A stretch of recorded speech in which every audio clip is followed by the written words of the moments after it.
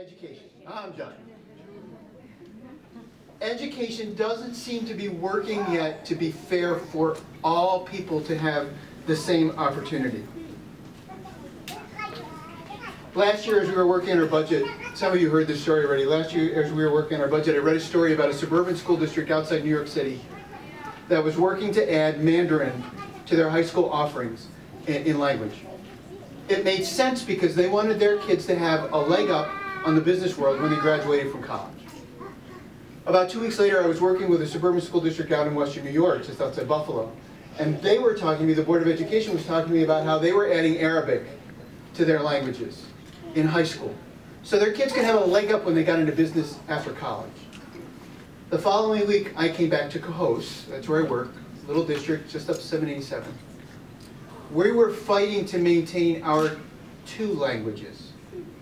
And we were fighting to maintain them so that our students would be able to meet the requirements to get into college.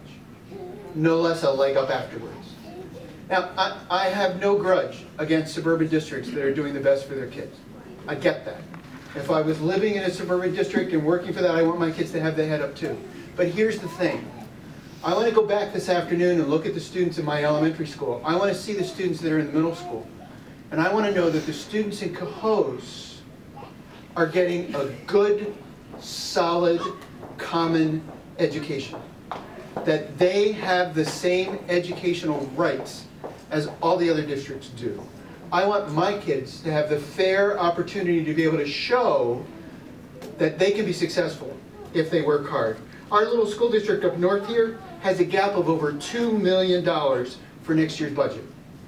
If you were listening to Broad Abram Perth on the news last night, $2.4 million gap. This is not our fault. You heard the superintendent just mention this. It's due to the perfect storm of failed practices, eroding state aid, increases in mandated costs, and new revenue constraints with a tax cap.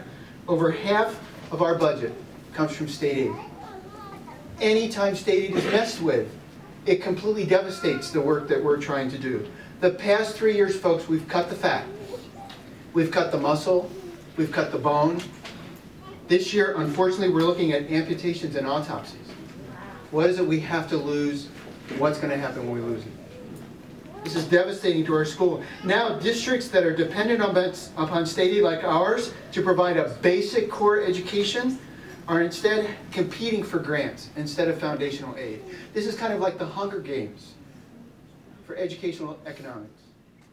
And it makes absolutely no sense at all. A few kids will have an equal chance at life. We need to make certain that in this great state of ours, every child gets a good, solid, early childhood education. The reason